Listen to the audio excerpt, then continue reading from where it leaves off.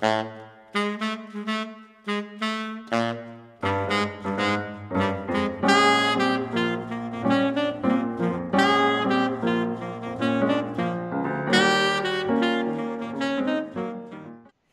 Nigel. Hey Adonna, how you doing? Good to Awesome. talk to you. Yeah, Good same to here. meet you finally. I know we've been seeing each other like through YouTube videos and all this other kind of stuff. And, I think it's great to finally actually meet you, whether it's online or Yeah. whatever, and to see your. It's funny, I was saying to Nigel right before the interview, folks, I was saying, I love his studio. I love those colors in the background. We were actually talking about that. And because I love the purple. So you got like the Yeah. blue purple thing going on there. It's just so Well, awesome. Oh my it gosh. kind of works. It works. It's about being functional, and I think that's a lot about, I think that's probably a thing about being a musician in general. Certainly, a busy professional musician is that you need to be, you need to be organized, and you need it to be things to work for you without wasting time. So this works for me now. And I think it looks good too. I'm glad you like it. I like it. You get the double thumbs up. Double thumbs up. All right, cool. Cool. Yeah, so maybe not everybody. So we're going to let everybody know. You have a sax school. It's been around for quite a while, and you're based in London, but it's worldwide. So tell us a little bit about your sax school.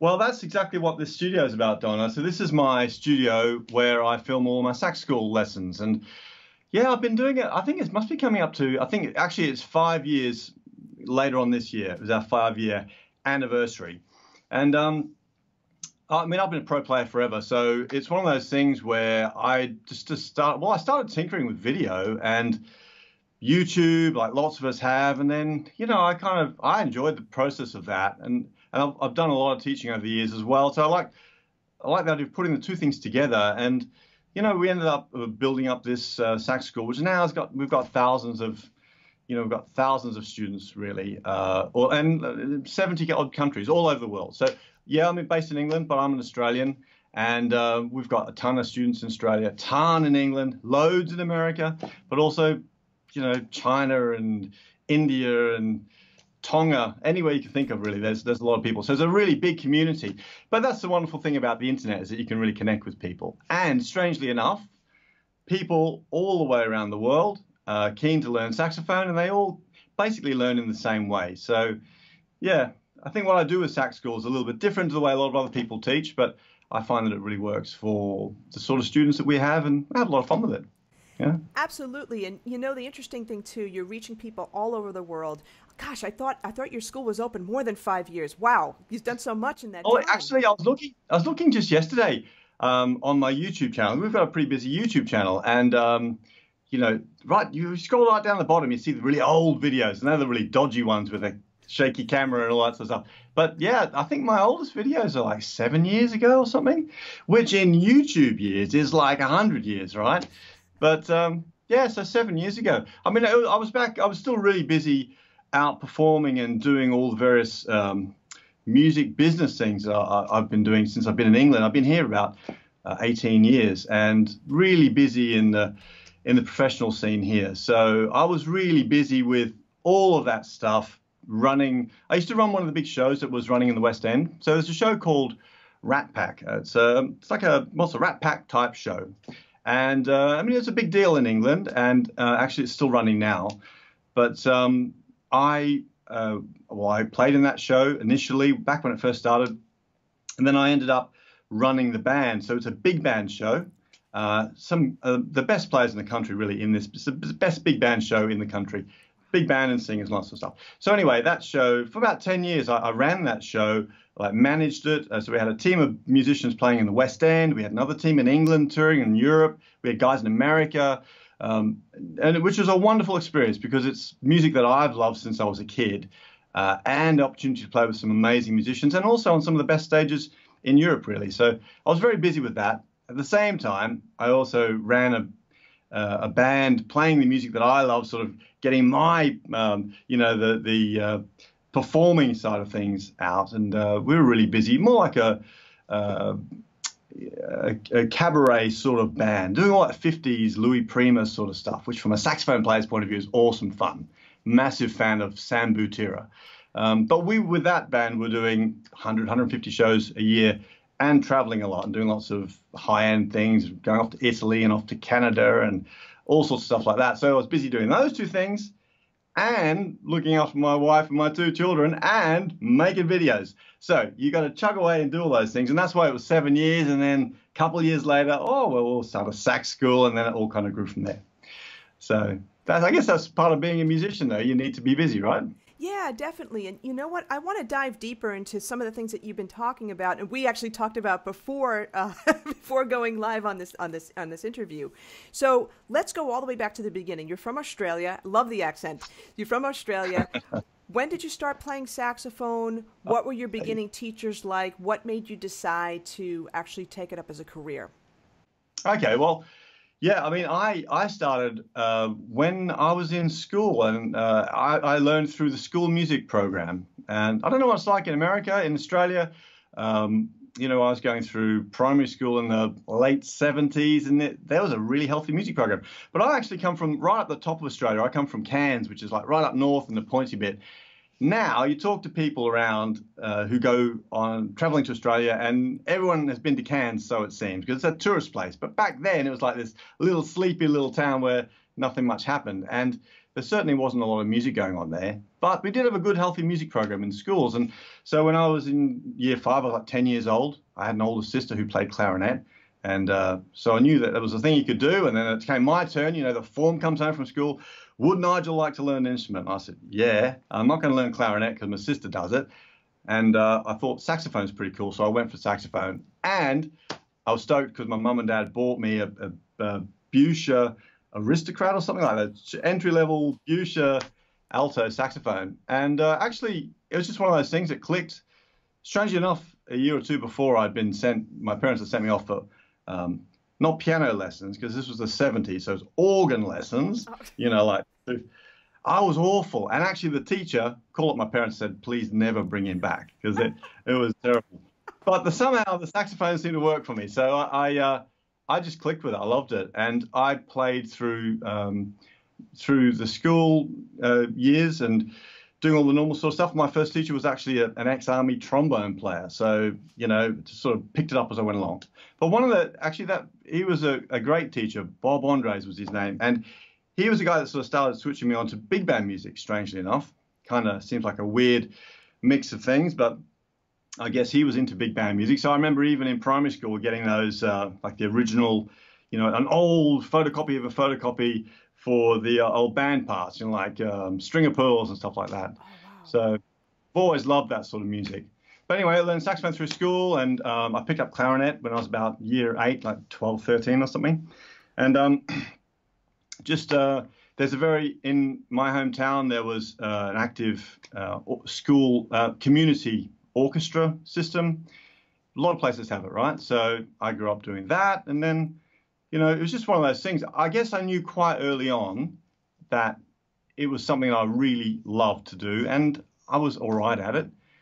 And I was really intrigued by that whole idea of being a working musician. I didn't really want to be the rock star up at the front of the stage.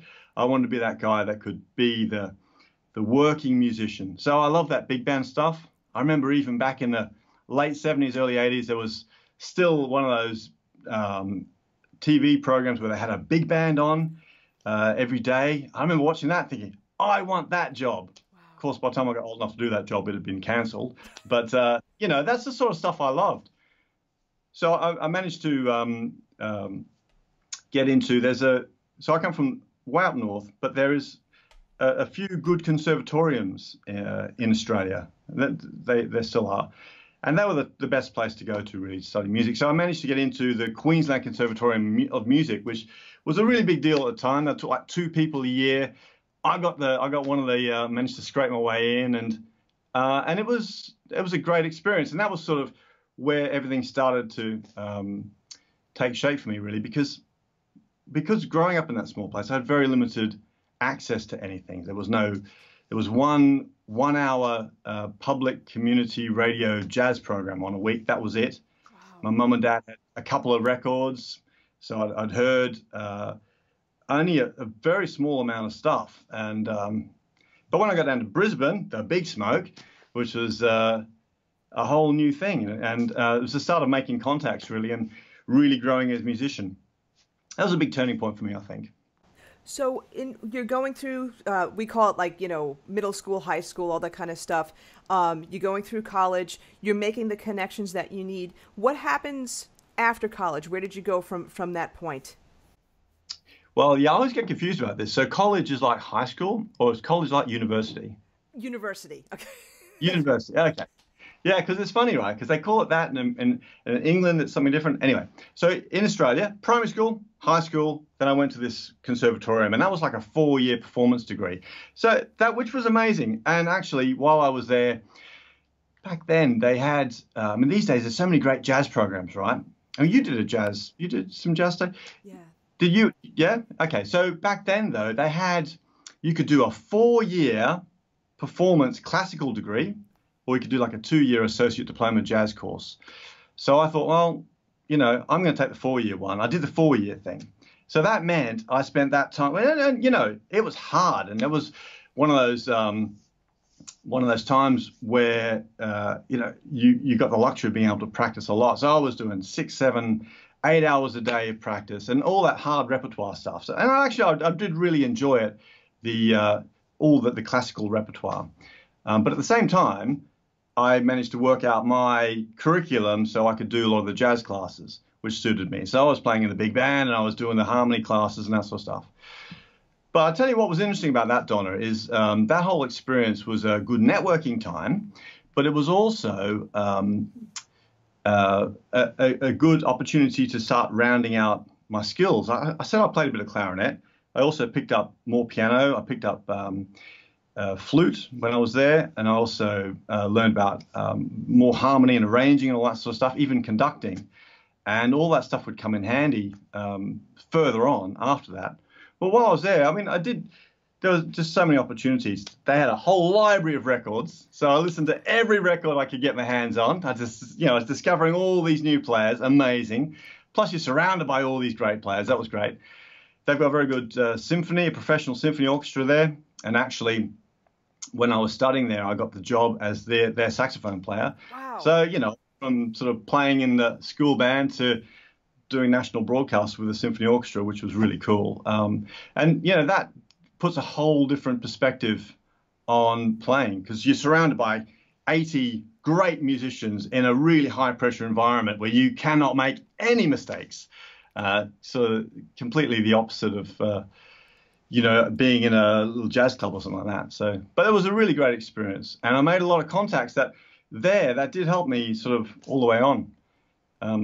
But, it's a hard road as a musician. So when I finished that 4 years, I was doing a lot of teaching while I was there because, I sort of paid my way through university by teaching. And I think actually, it's interesting. I was listening to one of your podcasts yesterday, and you said something which you hear lots of musicians say about that whole thing about being a teacher or being a performer, which is better. Don't, do this if you can't do that sort of thing. But, I always thought I started teaching when I was 17, I think, because I went to university when I was 17. And what I discovered straight away, and I've always thought this, is the process of teaching helped me as a learner and as a player, because it clarifies the processes in your mind. If you can explain something in a way that gets the message across and activates a person, I think it proves that you've got the concept in your own mind. I've always enjoyed that process. And so I did a bit of teaching through there. I actually went on and did a little bit of teaching after I finished this 4-year performance degree, because in Australia, I'm living in England now, there's so many more people and so many more opportunities. But in Australia, there was, as a professional saxophone player, I had the symphony gig, and you could not live on what they paid you doing that symphony gig. I was doing some teaching. There was a couple of shows maybe in Sydney. There might be one or two saxophone players who were doing that. There's probably one saxophone player working on one Saturday night TV show. That's about it. There's you know what I mean? Apart from just out slogging away doing the club circuit or doing jazz gigs and stuff. So I took a teaching job, which I did enjoy. But this is a funny story. So if you knew me back when I was in my late teens and 20s, I was the most non-military person you could imagine. Very laid back, and I was a musician like all the rest of us, right? But when I was teaching, we had a school band, and actually I was teaching. I went back to Cairns, and I was teaching in England you call it a peripatetic music teacher. Is it the same in America? You go into the school and you teach the band program, and then you might have a roster of 2 or 3 schools. Oh yeah, They do? yeah, music ed degrees, so we have to get certified and go take a whole bunch of tests and all that kind of stuff. Yeah. Yeah. Okay. It was the same kind of thing. So I went in and I had a couple of different schools. I went in and I'd run the band program for the couple of days I was there. Anyway, one of the bands was really good, and we took the band with a few of the teachers, and we took these school kids, this band, and we took them on a tour down the coast of Australia. We went down to Sydney, and we went down to Canberra, and I'm thinking about making the most of this for the kids, thinking about what it would have like if I'd done that as a kid. So I thought, let's take these kids somewhere and show them a vocational possibility. They're 16, 17-year-old kids. Let's show them something that they could actually do if they chose to keep going with music. So through some contacts, we managed to get into take the kids to the Army Band barracks in Canberra. Now, Canberra in Australia, Canberra is kind of like they've got the top Army Band there. It's where they do the officer training. It's like West Point, I suppose, in America, or Sandhurst in England. Okay, so it's and of course all the Parliament stuff is in Canberra. So that's where all the important stuff goes on. Anyway, they've got a lovely band room in there. So we lined all this up, and I'm thinking to myself, well, it's the right thing to do. Personally, I'm not interested. Military, not for me. So we took these kids in, and we through the door. It's like, wow, they got all this, and they got a big performing room, and sit the kids down, and they do this presentation. And then I'm looking around the musicians. There's some really good musicians here. Start talking to them. They tell me what it's like. By the time we left that place, all the kids got in the... Yeah, the kids are like, oh, what's next? What's next? That was really boring. And I'm saying, I want to do that. So I got home, and at the end of this tour, and, networking contacts again, it just so happened, my very first professional gig I ever did was when I was like 16 or something. There was like an old-time dance band, like a jazz band that played for dancing, in a dance hall. On a Saturday night. It was great because you could go down there, blow through a few tunes, you get like $50 or something, a bit of petrol money. It was brilliant. I guess I was 16, 17, early 17 something. Anyway, one of the old guys that worked in that band, the drummer, his son, he was always telling me how proud he was of his son, who was an army musician and was, quite senior, and he ran one of the bands. So through the contacts, I had a chat with him, and it turned out they were doing this recruiting program for musicians, for graduates, and they were putting together this really great band. And it was really lots of perks. You got to do the basic training. Well, really? Yeah, you got to do that, but don't worry about that. Don't worry about that. Don't worry about that. Then you get in the band, then we'll look after you. So anyway, I did it, and the basic training was the hardest thing I think I've ever done. 3 months of running around with a machine gun and throwing grenades and doing that sort of stuff. But actually, it did get me fit, which was lovely. And I've been fit ever since, so that's cool. But then I was in the Army Band. And actually, I did that you have to sign up for a 4-year period. And I have to say, that experience was actually a fantastic thing to go through. And there are so many positives to be taken from that. And I think actually now, although I would never have done this when I was in my, pre-army, 17, 18 years old, would never have said to somebody, yeah, you should consider that as an option. But I do think it's a good thing to do. And I moved on after the 4 years, but strangely enough, since I've been in England, I've actually employed quite a lot of ex-military guys who are great players to go and work like on the show or doing various things. So that was a really interesting experience. I can imagine also, I wasn't in the military, and I was actually thinking about it myself after high school. My father was in, and he did, oh, really? He did Army, then he went to the Coast Guard. And I was thinking about it because I knew that, here in the States as well, there's a lot of perks. There's great musicians in the Army, and they train you really well in all, Marines, Navy, all that kind of stuff. But I was always worried about basic training, that kind of thing. It's just like, oh my God, I was into sports. Me too. Oh my gosh. Me too. I mean, I was into sports, but more of a team sports type of player, and I felt like I probably wouldn't survive basic training. And no, looking back, I'm sure I would have. But, you know, I know from a lot of people that have gone through that, it's definitely changed their lives. But the other thing about that, too, and I know a lot of military folks as well, it's the discipline that you get from that. It's the focus that you get from that I think has probably also benefited your career afterwards. Would you agree? Yeah, I mean, it's an interesting point. I definitely think that the focus and the discipline thing is something that it helps a lot of people. I was really disciplined before in terms of practicing and personally about, you know, what I wanted to achieve. I was always disciplined about that. The good thing I got discipline out of the military was actually with fitness. And, you know, I think I'm still pretty fit. And I did stuff I never thought I could do. I sound like I'm on one of those transformation programs, you know, like when I went in and now I'm fit. But it was like that. And that, to me, it was a mental struggle. I mean, you know, and there'd be probably loads of people listening to this. So we think, what are you going on about? It's a piece of cake. You go do it, you run around, and it's over 3 months. But for me, have never done any of that sort of stuff. And I was rubbish at sports as a kid. So it wasn't my thing. And the other thing was I joined when I was 22 and there was like these 17, 18-year-old kids or whatever. That doesn't sound like much time, but, you know, when you're doing endurance running, and I've never done it and they've always done it. Yeah, I struggle with that. It was a big thing. But anyway, here's the good things about being in the military. So I did that thing for 4 years. The way that I don't know if it's like in America, but at least in the band that I was in, it was a great band. Really lots of great musicians. But the best thing was, you know what? You get to work at 9 o'clock in the morning and it finishes at 2. And during that time, I could get hours of practicing in because all I had to do was practice, maybe do a saxophone quartet rehearsal, and do a concert band thing. Then we do some gigs. I wrote loads of music. I actually started put together a teaching program that I was teaching jazz to some of the guys that were there, and they sent me around the country to go and do performances, and you know, down in Melbourne or up to Darwin or whatever. And no, it was just great. And when I said to them, you know, I'd like to go and study with this guy. Okay, here you go do that. And so I'd like to get this mouthpiece. Yeah, okay, they give it to you. So there's so many because at the end of the day, they invest in their people. At least this is what it used to be like. They're investing in the people to work hard to get better, to make better music. And so there were just so many opportunities, I think, to be had. And I really enjoyed it. But at the end of it, so you have to sign up for the 4 years. And for me, I didn't see my career staying in the military. So I had lots of other stuff that I wanted to do.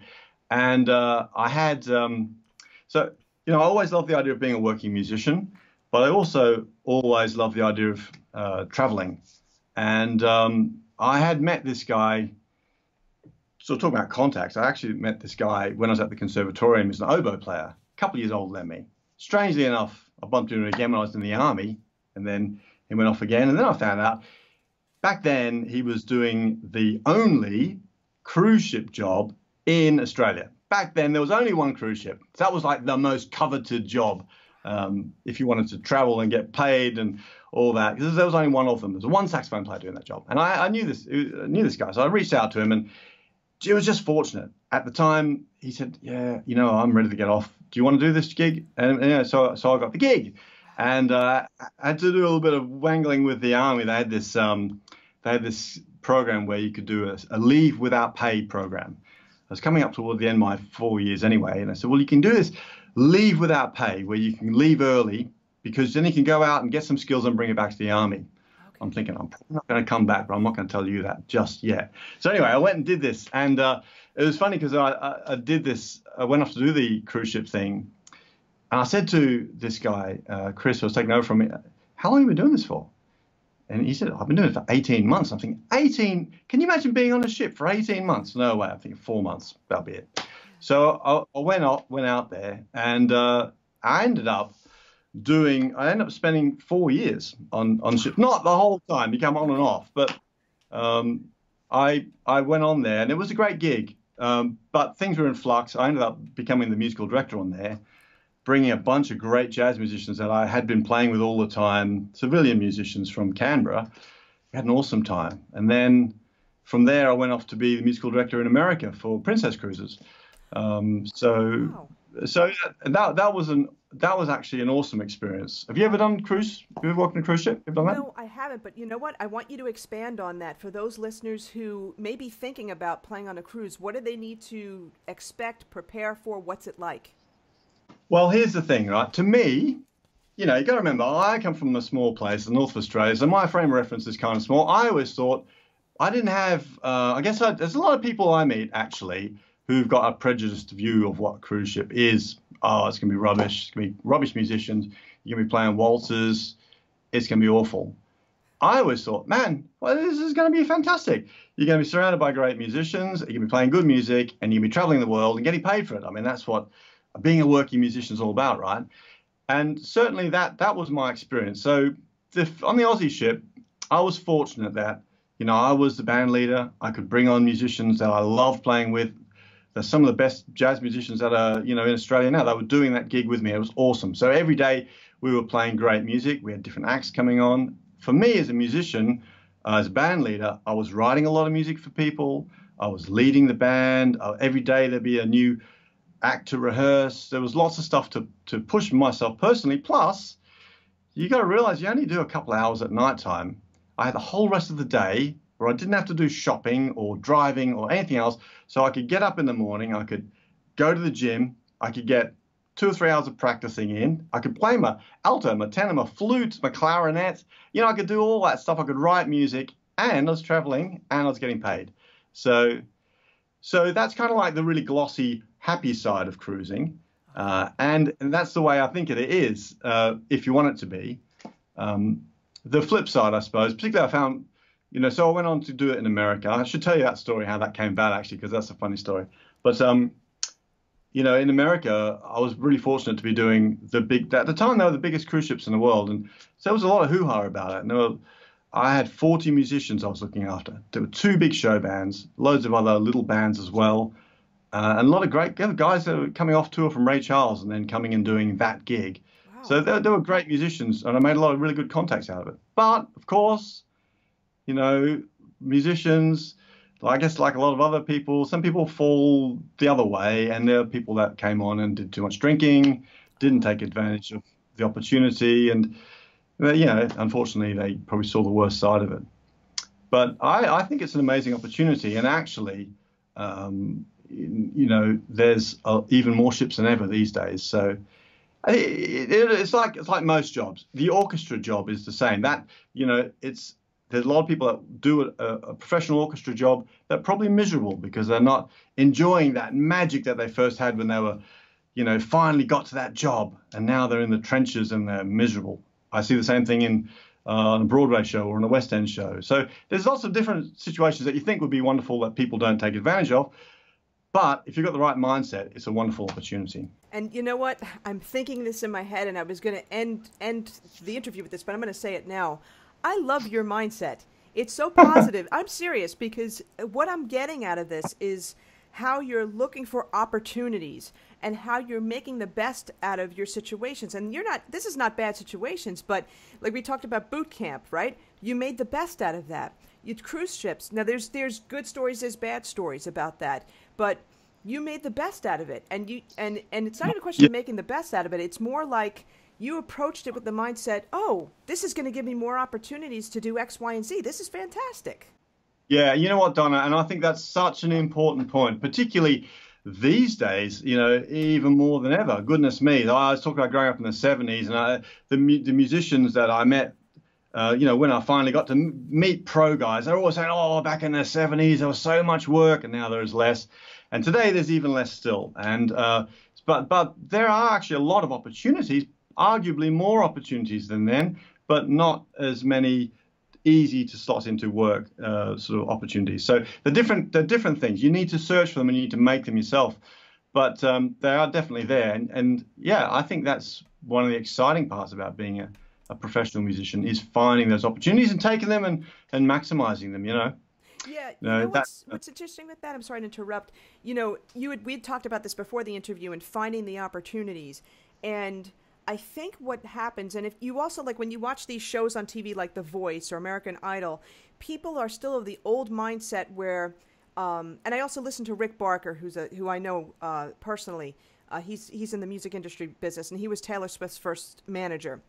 And the thing is that people think that they have to get into a company or they have to get into an orchestra, someone to take care of them, someone that's going to make their music career for them. But what's happened over the last, it's not even 5 years, I'm going to say maybe 7 or 8 years, people are starting to realize that you have to make your own opportunities. It's not going to be like the old days where you look for a record deal. It doesn't work that way anymore. Record companies don't want beginners. They want people that are well established because record companies are out there to make money. That's the bottom line. Donna, you're absolutely right. But hey, the wonderful thing about that is that everybody has got that possibility now. Here's the thing, right? So, I was talking about being a working musician, and one of the things, I guess probably because I studied classical, but I also worked in jazz, I was across all these different genres. So I wasn't like the guy that I only want to play Coltrane and nothing else. I was never that guy. I was playing the Ebert concertina with a symphony, or playing with a symphony orchestra, and then I was doing a big band gig, and then I was doing a straight ahead jazz thing. I was doing everything really, and I like the idea of being versatile. And one of the things that, so looking at it from that perspective, that always impressed me was that I was impressed by the people who could build an audience and play music that was, I don't mean accessible music as in music that's just choosing the easiest path. It's not about that. It's about connecting with people. Let's say it that way. I was always impressed by musicians who connected with people. So, I think, so I was in the 80s and when I was studying, and who were the biggest saxophone players then? Well, the only saxophone player that everybody in the world knew was Kenny G, right? And then, or before then, there was the Sanborns, or even, I guess, to an extent, the Breckers. I'm talking about non-musicians that knew these people. Right. Why were those people successful? And I was always thinking, well, why is it? It's because they connect with their audience, and they've got that unique situation where they have got the backing of a record label, and they're making music that reaches people, and they're nurturing that from a business point of view, I suppose. They're also doing well for themselves and satisfying part of themselves musically, which is awesome. Everybody wins. But back then, if you weren't that guy who was living in LA or New York and had access to a record label, there was no way you're ever going to get to that situation. It was never going to happen. And these days, though, how awesome is it that you could be in your bedroom? And we see this a lot on the internet, right? I'm always searching around YouTube, and there's some great players who are, hey, maybe they're playing covers of pop songs or whatever it is. They're playing their own music. Or there's some amazing musicians as well that just record, but they're playing music that's accessible, and they're building this immense audience with zero overheads. They're doing it with their phone in their bedroom. Yes. And that opportunity, honestly, musicians today have that, which is incredible. So that's the flip side of there's no workaround anymore. How about that? That's 10 times better, in my opinion. Absolutely. But it does take a bit of, it takes a bit of work to get there, right?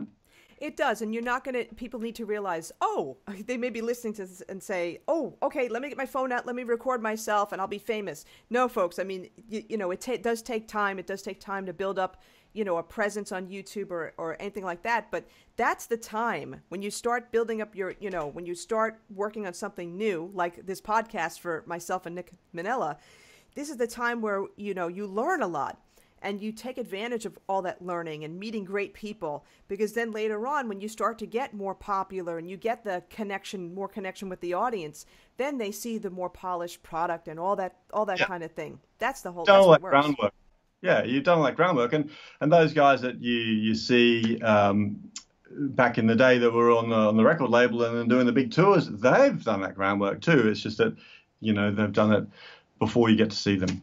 So yeah, that's definitely the opportunity these days. And I guess that's what excites me as well about the online learning thing, about YouTube. I enjoy doing YouTube, and for exactly those same reasons, because I'm still learning about, the process of videoing and the process of connecting with people through that medium. It's kind of different than having somebody in a room where you can look in their eyes, you can read their body language. Yeah. So it's a different process entirely. And but so I'm still learning with that. But I'm enjoying the process of that. And the other thing that I like actually about we talk about like the record label model of old versus the internet model of today is that I love the fact that you can reach so many people so quickly. It is fantastic. And I think that's something that frustrated me back when I was teaching in person, like years ago, is that I love that you can get that message across and help somebody and help them. That thing where people, it clicks in their mind. You can see, now it makes sense, and now they can do it, and you've transformed that person. Magic. But the problem is you can only do so many people in one day, in 1 week, and that always frustrated me, that because now I love the fact that I can, like I've been spending today writing lessons I'm going to be filming tomorrow for a new course. And I can spend the time, I can really think that thing out, and then I can make that lesson, and then I can share it with thousands of people, and they can all get the use of it for a long time. And it's much more effective. You feel like you're more effective. Yeah, and I was going to ask you, is that what, that thought, that frustration, is that what led you to start the sax school? Yeah, I guess so. Because I like the process of teaching, but it was the frustration of how inefficient it is on a one-to-one sort of like analog system, you talk to one person. The other thing is, I actually thought, when I started doing these YouTube videos, because I mentioned before, there's like a couple of year period between starting to make these videos, and a couple of those videos did quite well, got a lot of views, and I started to get feedback from people emailing me and leaving comments on. And I guess, like a lot of people, when I first started doing that, I kind of guessed that it was kids that were learning. Most of us as musicians who do some teaching, the bulk of what you do is teaching kids. That's the bulk of the teaching work, right? But I was getting all these, not that I was trying to reach children through, I didn't think kids would be watching. I was just making, I think one of the first videos was how to play Baker Street or something. Because I was thinking to myself, not from the musician's point of view. They'll probably say, I'm so sick of hearing Baker Street. But from everybody else's point of view. Everybody that bumps into you when you're at a gig, you're the sax player, play me Baker Street. Everybody says, maybe it's different in America. In England, everybody asks you to play Baker Street. So I thought, I'll make a video how to play Baker Street. Okay, this is how you play Baker Street. And then I just showed them, well, there's probably going to be people that can't read music. So I'm just, I'm keep it really simple. You put this finger down and this finger down, and I talk people through it. This is the way you do it. And it's like 500,000 views or something, that video. And people started emailing me and saying, can you do more of that? Or, this is me and this is what I want to learn. And can you help me with this problem? I started to discover that there was a huge unlooked after audience of adult learners. Yep. And the more I thought about it, the more I realized that they were people that were really being neglected, I think. If you think about a lot of the books that are written for learners, they're for kids, right? Books are written for kids. And as an adult, I'm a really bad guitar player, terrible. So I've picked up a few guitar books and tried to teach myself. And they're always aimed at kids, the songs and stuff. And maybe guitars are not as good an example as if you're trying to learn flute or oboe or something like that. But, I just figured two things. First of all, I think the material was letting adult learners down. And the second thing is that adults learn in a different way. I think as an adult, I learned differently to when I was a kid. I'm not that you're programmed different, but your habits have changed, and your attention's different, and your desires, and you want to see a faster result, and you're interested in different sorts of things. And the process of getting to that end result is a different one to the way a child might learn. So that was really the idea behind Sax School. I thought, what? I want to do something that's going to help that audience, and because it satisfied this need that I had to teach people and help with that process. But also, one of the really cool things about it is that it gave me an excuse to play lots of different styles of music, because I like to play lots of different things. I don't want to just teach people straight ahead jazz. I want to teach them how to play a pop solo. I want to teach them how to play ska or down and dirty blues or playing with a DJ. All these different, every single sort of style you could think of. And but framing that in the context of learning and developing skills and having fun in the process. So Sax School, there's like 600 plus lessons in there now, and a load of courses as well on all the nitty gritty, like, theory and reading and, jazz harmony and all that sort of stuff, which really helps to build that strong foundation so that you can then progress. But there's also hundreds of lessons where you can come in and, find something that waiting for a star to fall. That sax solo. Always love that sax solo. Want to learn it. Great. Here's how you learn it. And in the process of learning it, you're also going to learn this skill and this skill and this skill and this skill.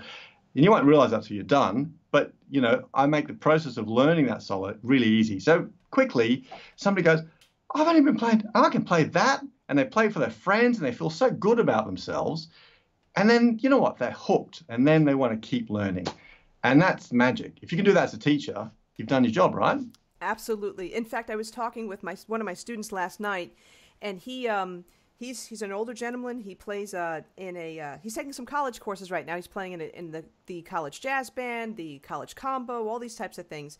But he was doing a friend a favor because he noticed that they needed a little bit of help with their young saxophone players. And these kids, like, they could barely play a scale, barely play a few notes. So he said, you know what? I'm going to teach them how to play tequila. And, okay, yeah. Just a few notes in there, right? And they loved it. Now, he told me that they couldn't say tequila. They had to say, tortilla. Because they're under 21, right? Yeah. Oh, my God. It didn't even occur to me. I thought that was the funniest thing. So anyway, he taught them tortilla, right? And okay. They loved it. And what he did, and he's not a teacher. He's a player, right? What he did was he sparked their interest. I bet you those kids that weren't able to play more than a few notes are going to now be curious and learn how to play their scales and want to learn how to play other songs. So, yeah, it's that spark of creativity, yeah. How awesome is that? And that's the thing. Whereas if you go along the other process of, well, we're going to learn how to we're going to get to playing tequila, but first we're going to spend 6 months where we're going to learn rudiments, and then eventually you get there. But you've got to be patient. Well, adults not going to be patient like that, and a lot of kids won't either. I'm not, trying to put down that other style of teaching. There's a place for it, and some people really respond to it. But on the whole, I just find that this other approach works. And the other thing, actually, kind of using modern technology, that's a big part of Sax School, is we've got a really active community thing going on with Sax School. So, there are thousands of people who are, active, paying members of Sax School. And we've got... we use a private Facebook group because everyone uses Facebook. Right. And I really encourage people to make videos of themselves and to share them in there. Yes. And I don't know, it's kind of a crazy idea at the start, but it's turned into this thing, and which is awesome because what happens is sometimes it's somebody I've been playing for 2 weeks, but I can play this one tune because there's a ton of stuff in there in Sax School where if you're brand new, I can take you from the very beginning, and then you get to play a tune, or I'll show you a bunch of tunes you can play really quick. So they're making a video of themselves, they're sharing it in there, and they're getting 40 people saying, "Hey, well done, John, that's brilliant. Yeah, I can't believe you're doing that in 2 weeks." And there's people that have been with me for years who are playing great advanced stuff, and they're sharing it in there, and they're getting lots of feedback. That's cool. And even better, Donna, I'm getting people now connecting with each other who are members. And I saw on Facebook feed just recently, and it's been happening. They get together and say, "Let's play something together." And they record one person's here, one's from another country or another city, and they get together and they email to each other, and somebody puts it together, and then they put like a multi-saxophone thing in the Facebook group. How awesome is that? Yes. I think that's just magic because they're getting better, they're connecting with people, they've got a community. It's everything about that's positive and fun, and they're improving as musicians and sharing with other people. So I love that. I think it's brilliant. Absolutely. And for some folks who are don't have the advantages of living in the States or in England or even Australia in a certain respect, who don't have access to a teacher, who don't have access to maybe other saxophone players. I have one student in Bangladesh where he can't even get reeds. And he has to have the reeds sent. Amazon doesn't even mail there. So he has the reeds sent to his family in London, and then they mail him the package. But really? Wow. Amazing. I know. It blows my mind. And even I've had students in Qatar as well. And the thing is that, Yeah. you don't have those resources available to you, but the world of online has just made it so much better for really for everybody, but particularly those folks who don't have access to these types of things. Yeah, look, absolutely. And, similar thing, I have a student in Sri Lanka, and she plays in a band, and she keeps posting sending me videos, and she's learning the stuff in sax school. But over there, it's crazy. But similarly, I have, there's tons of people even in America or in England, or in Europe, who just geographically don't live close enough to where there's a good teacher that can help them. So, for example, there was so one of my students, Mindy, she was with me for ages, and she's from Illinois or something. She's a zookeeper, but she started learning with sax school, and around her there wasn't any opportunity to learn, but she learned through that. Now she's out playing with bands. There's another woman, Suzanne, who lived in Sweden. But she lived in a small town away. She could travel and play with a community band. There's no teacher there where she was living. So she was learning through sax school. They're saying, I hear that story all the time. That's one story I hear all the time. Another story I hear, which I absolutely love, you probably hear this as well, is, I played a lot when I was in school, and then I've been busy, and now I'm in my 40s or 50s, and I've got more time now. The kids are growing up, and I really want to get back to saxophone. Yes. And yeah, I hear that all the time, and I love that, because how awesome is that? And then those people, they don't want to then go back to Rubank Elementary Method, page 1, and works with that. They want to go and play tequila, or they want to play, One Step Beyond, or I don't know, whatever rings their bell. They want to play something fun that then they can play with their mates, or play for their family, or. So yeah, it's cool. It's awesome. And do you also get, this is a story I get a lot too, it's a bucket list item. They've always wanted to play saxophone. They're in their 50s. Yeah. I've got a lot of students that are even in their 70s. They played when they were younger. They had a different type of job all throughout their lives. And it's like, you know what? I want to go back to the saxophone. I'm sure you get those stories as well. I do. I really love it. I think it's wonderful, because they get so much joy out of it. Yeah. And actually, too, as a student, looking at them as students, a lot of them have got a bit more time to devote to it too. And I'm often astounded. They say, yeah, I'm practicing 2 hours every day. And I'm thinking, wow, that's great. Yeah. I don't have 2 hours to practice every day. That's good on them. Yeah. We do this. One of the things we've been doing for a while in sax school is this 30-day practice challenge thing, where I give them a calendar, and it's a great process of going through this, setting a habit up, but it's interesting the feedback I get from that, how many of those people at that age, in their 50s or their 60s, who are that devoted to it. That's brilliant. It's very rewarding as a teacher, and I know they're getting the benefit as a student as well. So everybody wins, right? Absolutely. So let me go back a little bit into the evolution of the YouTube videos, because I know we were talking about this before we actually started taping, and how, for both of us, like when you're first starting out, the advice was, use a white background wall and all this other kind of stuff. And, we were talking about that. Let's, so like, even though our videos, to start with, good for content, but, it's funny, whenever you start something new, you learn things and whatever, and, our backgrounds may have been like kind of dingy, or, white wall disappearing. Talk to us about your evolution of your YouTube videos. Well, I'm a geeky kind of guy. I like to learn stuff, I like to learn the details. And fortunately, when it comes to making videos, there's a lot to learn. There's lots of, because, it's not just about playing the music. It's about all the other stuff, the technology around you. And I guess, well, here's the thing. When I first started off doing it, I literally picked up a camera that I had. It was like an SLR that I had. And I just didn't think about it. I thought, if I think about this too much, I'm not going to do it. So maybe it wasn't the Baker Street one, but it was one of the early ones. I literally just got the camera, bunged it on the stand, on tripod, and sat in front of it, and I just did it. And I thought, you know what? Let's just see and go with that. And I learned how to do the basic video editing. It's even easier these days, with this sort of software and stuff. But it's a bit like when you're learning to improvise, right? When you learn to improvise, you don't you might have no idea of what you're doing. You might have a couple of basic ground rules. But if you are attentive and you listen to what's going on, you're going to learn, because you think, that was awful what I played there, but this was really good. Yeah. And so I'm going to do more of that, and then you get better at it. And eventually you do less awful stuff and more good stuff, right? And hopefully in the process, you learn some theory and harmony and all that sort of stuff.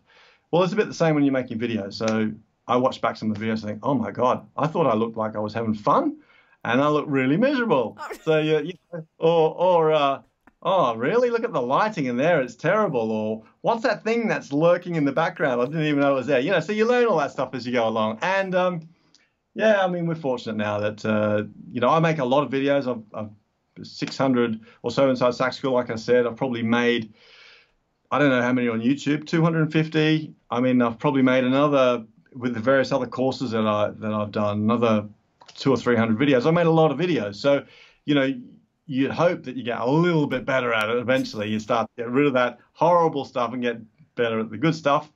And I've got a couple of basic bits of kit I've invested in over the time.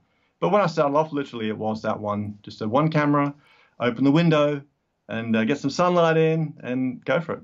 Yeah, and but, now you've evolved into those multi-saxophone types of videos. Well, yeah, I mean, I think, yeah, I'll tell you about that in a second. But, I kind of mentioned this right back at the start, but one of the things for me was, although I love the technology of all of this, the job that I'm trying to do is to make a good video to get a message across. So all the time I was trying to make the process as easy as possible, because I knew if I made the process easy, then I'd be more productive. It's a bit like practicing, right? If you're living in a place where before you can practice, you've got to move 10 boxes out your room. You've got to, do this, do that, turn this off, and then get your saxophone out. It's such a hurdle to get to the point where you're doing some practice. You're not going to do much practice. So it's always better if you've got somewhere where you can practice, and that's your practice area. And even better if you've got a defined time of day that you go and do that, and you own it then. And you know what I mean? You're productive straight away.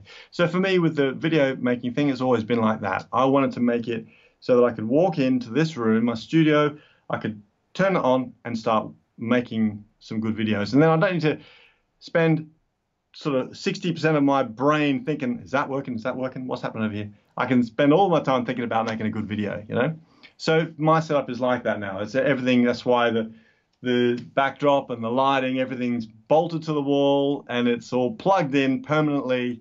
And I can, just literally walk in and go click, record. And I like that. I think if you're watching this and you want to start making videos, I think that is a really good tip, because you don't need lots of, I've got some fancy cameras now and I've got some fancy lights and bits and bobs, but you don't need it when you start. The most important thing is having a clear idea of what you're doing, the message, and, thinking about what you're what the subject is and all that sort of stuff, and then making the technology as simple as possible. Hey, you can pick up your phone. Just pick up your phone. Do it with your phone. Absolutely, and the phone cameras get better and better. And the other thing, too, for those folks that are listening as opposed to watching this on YouTube, when you watch this on YouTube, you're going to see the background. He's got all his horns assembled. And that's one tip that we both probably said to all of our students. It's a pain in the neck to assemble your instrument. It's so much easier if you have a dedicated space for practicing and you could have your instrument assembled on a music stand. Yes, you got to put the reed on, but still everything else is assembled, ready to go. It just makes it much easier. It's a good process to follow. It's a good point, Donna.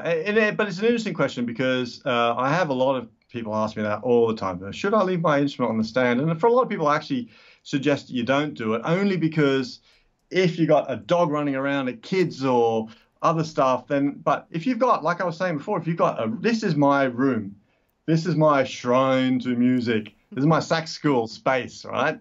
So there's no kids, dogs, footballs, anything else happening. This is where I do music stuff. So my saxophones are there, and they're always there. And actually, it's brilliant because, you talk about those multi-sax things, and the way they came about was when I had a spare hour, and I thought, well, wouldn't that be cool to do something where I played the whole thing on all my saxophones, So I sketched out a little arrangement.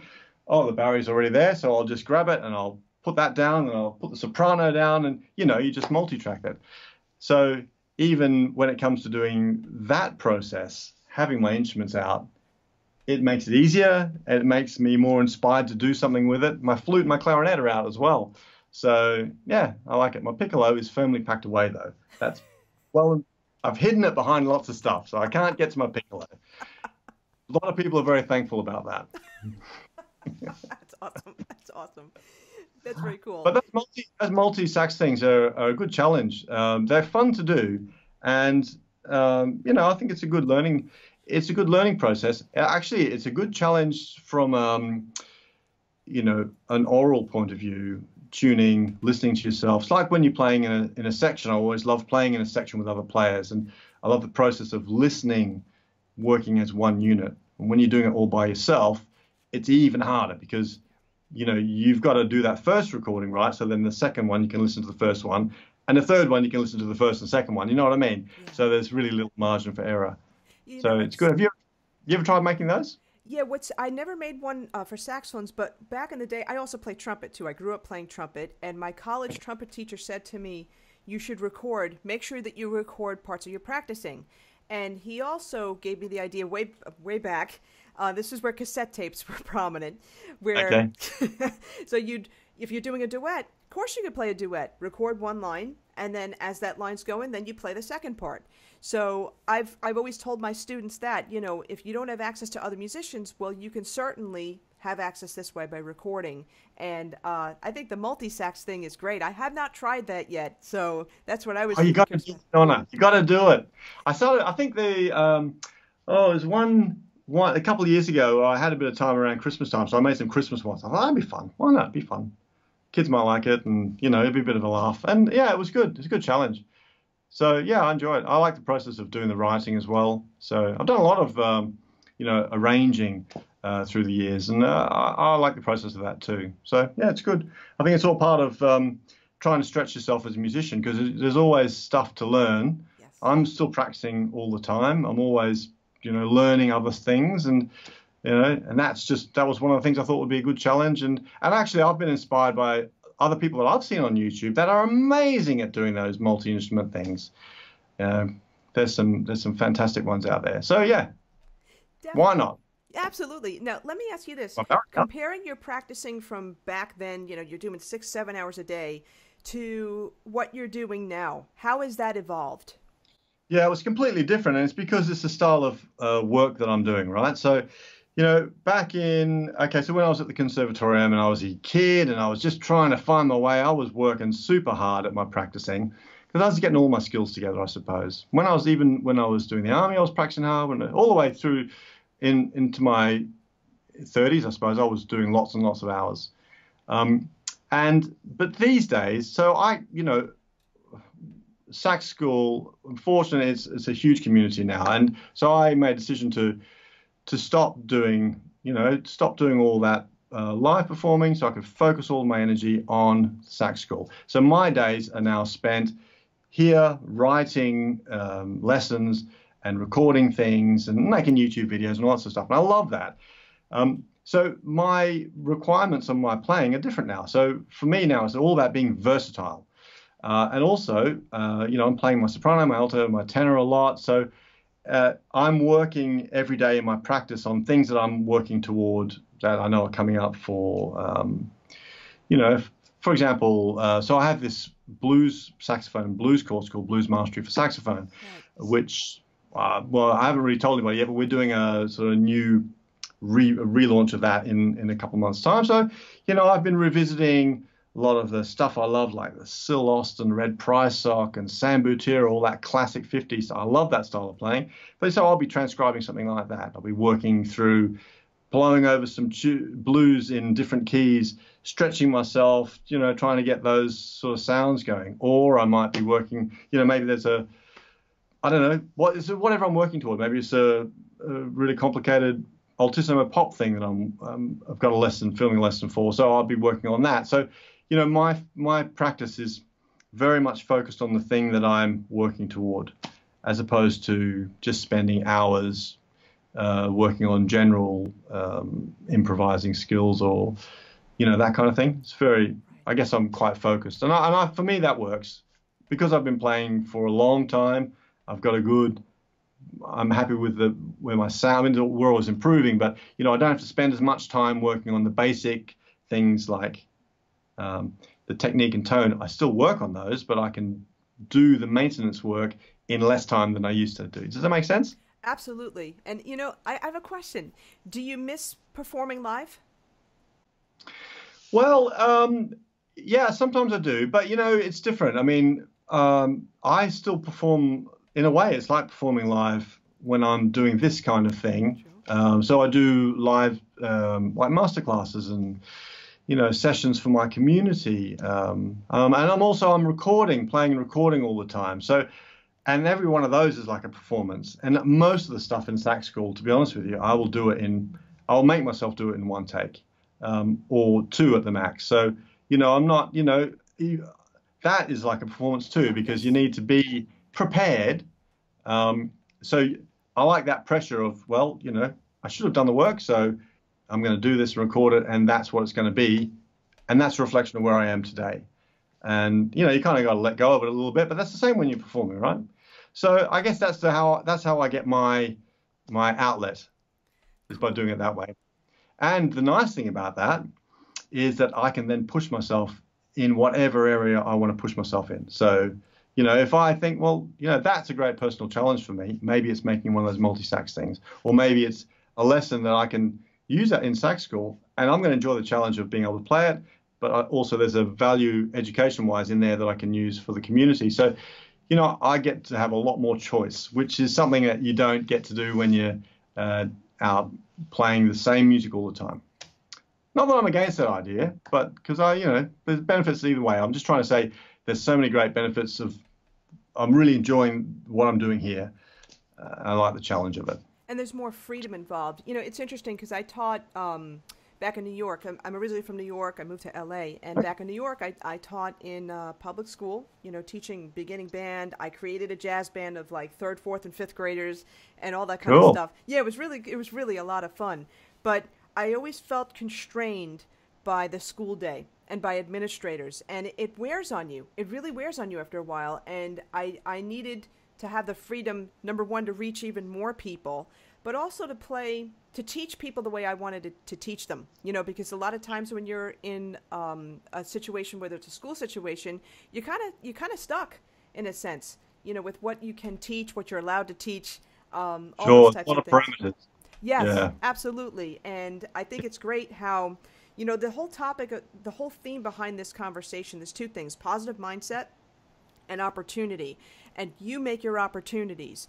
And, also with you pushing yourself. We were talking before recording about, you had such a great magazine called Saxophone Life. I loved it. Let's talk a little bit about that, because you said that was a little bit of a pushing yourself. Yeah. Well, yeah, it was funny, actually. So when I made that transition from, deciding to put all my energy into sax school, and I stopped doing my live performing. So, I mentioned before that I did the Rat Pack thing I did for 10 years, that show, running that full on. And at the same time, I was running my own band as well. We were doing lots of shows, 150, 200 shows a year, every year, lots of traveling. But sax school was going great, and I loved doing it so much. I thought, well, you can only juggle so many balls. Plus, I've got a young family, so I thought, you know what, I'm going to focus on sax school. So I said, right, no more Rat Pack. I'm not going to do the band anymore. And by the band still going, it's a great band. But I'm just going to do this. And I had a bit of, a shock to my system, anxiety. I got spare time. What am I going to do? I'm going to do something I always wanted to do. I always thought I used to love, back in the day, the Saxophone journal, right? And I love that. And in Australia, it was horrendously expensive, and had to come on a ship across back in the days, and it was because we're in Australia, right? So it was. I remember when I was at the conservatorium, they used to turn up, and I'd read every single word in it. Loved the Saxophone Journal, but it's online now, isn't it? And it's sort of anyway. I thought there should be a more modern version of something like that. I wanted to see something that I would like to read, that would inspire me. That was the first thing. And secondly, I thought, you know what, there's a whole bunch of players that I really love, that I am interested in, that I'm inspired by, I want to get the opportunity to talk to those people. And so I thought, well, if I'm interviewing them, what a great way to do it. It's just, So I set this thing up, Saxophone Life, and it was great fun. So it was a digital magazine, and we did it. We did 18 issues, I think. It was awesome. It was great fun. Ended up with a team of people helping me, writers. We had writers in America and some here. A lot of people contributing, but I got to interview loads of great players, which was really interesting from my point of view. I can still learn a lot from having a conversation with someone like, I don't know, like Dave Koz or with Freddie Vigda, who's touring with Average White Band. I mean, what a great gig that would be. Or, there's tons of people. Doug Lawrence, who's, playing with the Count Basie Orchestra. There's all these guys that I knew some of them already. I'd met Andy Snitzer, who was doing Paul Simon and all that sort of stuff. I met him years ago in New York, actually. But it was good to talk to them and from an interview point of view, really dig deep and ask those questions that I wanted to know that I thought a lot of other people would enjoy as well. So, yeah, it was a fun process. And all of those articles, if you're interested in finding out about Saxophone Life, they're on the Saxophone Life. They're on the website now. They're all free. And a lot of people still reading them, and they're great. Awesome. So, but I reached the point again where, I thought, well, because it takes a lot of work to make a magazine, a lot of work. And I kind of reached that point where I thought, well, I'm spending probably, hundreds of hours a month doing this. And I'm supposed to be focusing on sax school. So I slapped myself around the face and I thought, right, I'm going to focus on sax school. And so that's why all the articles are on the website. But I enjoyed the process of it. And like I was saying to you earlier before we started recording, that's why I love your podcast. I think it's brilliant because you're kind of doing the same thing where you're getting out and talking to people.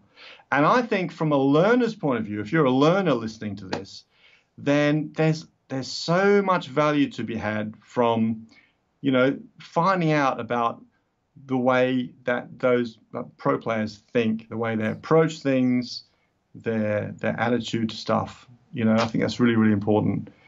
That will helps everybody to become better players. Absolutely, and it's interesting because, and this is actually a great way to end this too, because I've had a radio show in the past, and then Nick Manella and I decided to team up and do this Everything Saxophone podcast. And what we love about it, we get to meet really great people. I've been wanting to meet you for quite a while. I've seen your videos for quite a while, and I think this is just a blast for me. And yeah, it's fun, isn't it? Yeah. I wanted to meet you too, so it's cool, isn't it?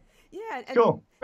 Brilliant. And that's exactly the way I felt when I was doing those interviews. And actually, even I remember years ago I was hanging out in New York. I was doing the musician thing. I thought, that's what I'm going to hang out in New York and just see what everyone was talking in Australia. That's the thing, man. You're not going to make it unless you go to New York. You got to go hang out there and you got to meet the people. Okay, so I went and I was there for a month, and it was awesome. I did some fun stuff. I played in a subway band. That was cool. Went to loads of gigs, and but I remember I was at this because we've been talking about networking a bit, and I was at this gig. So one of the guys I like who is great at connecting with audiences is Kirk Whalum. Oh, yeah. And I think, from as a commercial player, he's like one of the, if you're not checked him out, you got to check him out. He's amazing player. He's a fantastic technician. But he's also a great pop player, and he's a great performer. He's great at connecting with an audience. And I think he's a great model, really, for a lot of, young upcoming players. Anyway, so he was playing in New York. I went to go see him. I didn't have much money. I was stood in the cheap seats. I stood right at the back of the room, right? And watching them like this. Awesome.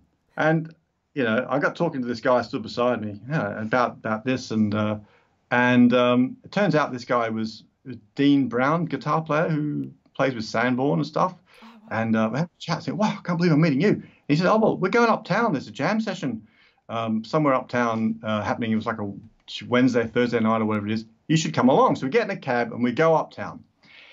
At this jam session, he starts introducing me to people, and he introduced me to Lenny Pickett, Tower of Power, sax man, musical director for Saturday Night Live.